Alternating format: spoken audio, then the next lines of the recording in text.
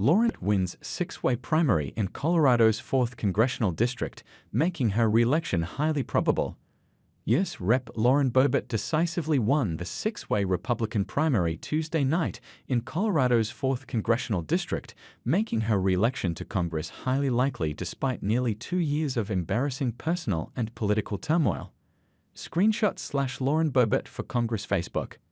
U.S. Rep. Lauren Boebert decisively won the six-way Republican primary Tuesday night in Colorado's 4th Congressional District, making her re-election to Congress highly likely despite nearly 2 years of embarrassing personal and political turmoil. The race was called by the Associated Press at 7:21 p.m., shortly after polls closed at 7 p.m., when Boebert had 43% of the vote. She kept that share through the night. None of Boebert's 5 Republican primary opponents were coming close to beating her.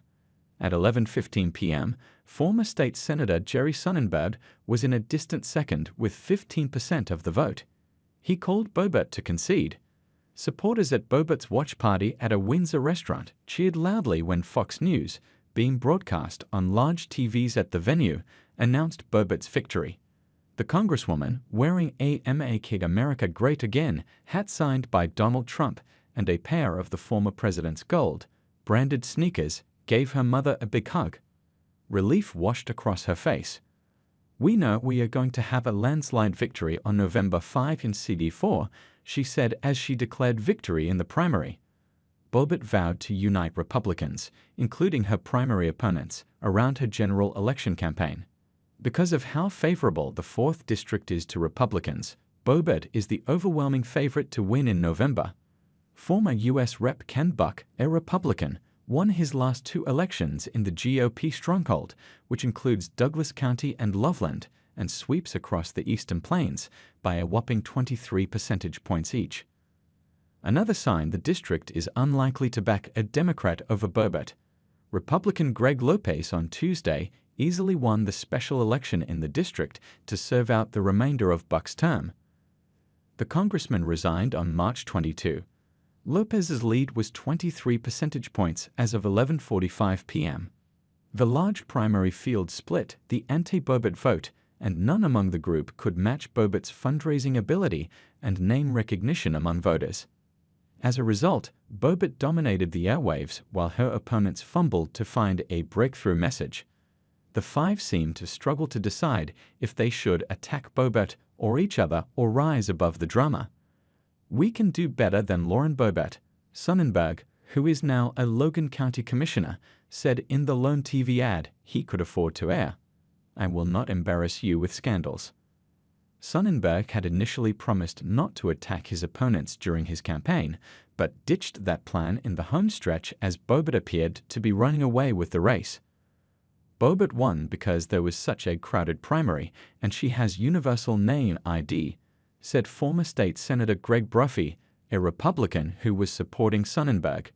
Had Boebert had a head-to-head with almost any of the other 5, she would have lost. Lori Weigel, a Republican pollster in Colorado, agreed that the large primary field and Boebert's name ID played to her advantage. But Weigel said Boebert's opponents also struggled against her star power. "I think we are in a topsy-turvy world where it's an attention economy," she said. "As we've seen at the presidential level, it's hard to stop an attention-demanding candidate. You can have great policy ideas, but we live in a world where drama demands attention." In the end, the 4th District proved a soft landing spot for what seemed like Boebert's freefall after her 546-vote win in 2022 over Democrat Adam Frisch in the 3rd Congressional District, which is mostly on the other side of the state.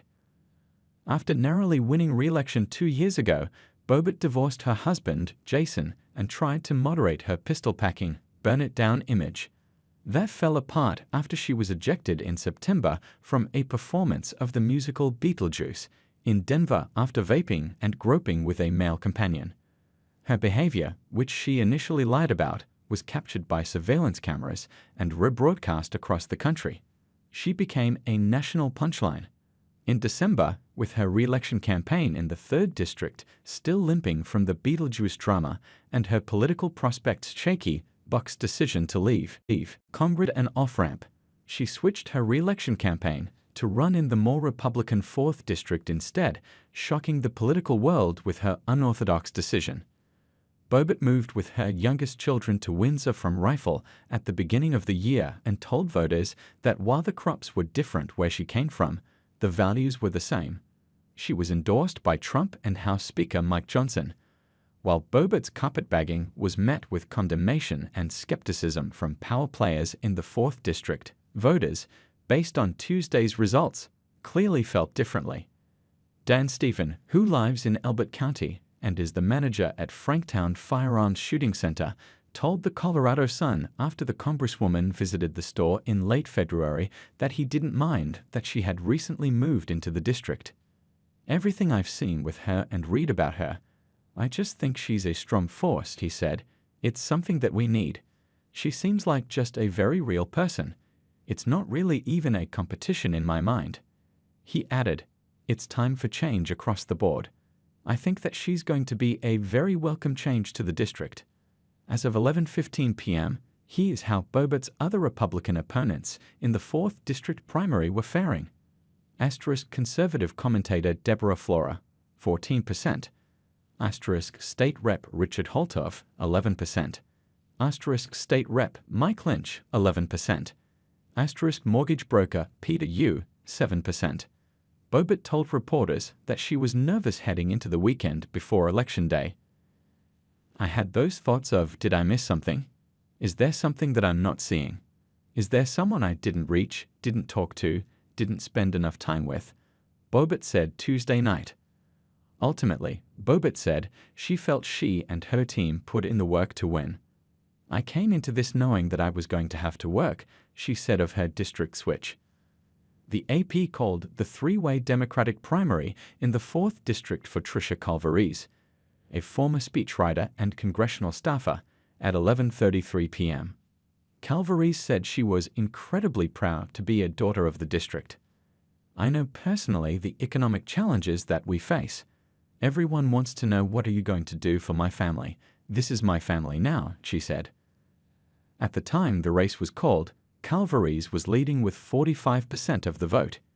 In second was Moraine veteran Ike McCorkle, who lost to Buck in 2020 and 2022 with 41% of the vote. In a distant third, and with no chance of catching up, was John Pedora, a manufacturing engineer, with 13% of the vote. Calvarese lost by a wide margin to Lopez in the 4th District special election Tuesday to serve out Buck's term in Congress.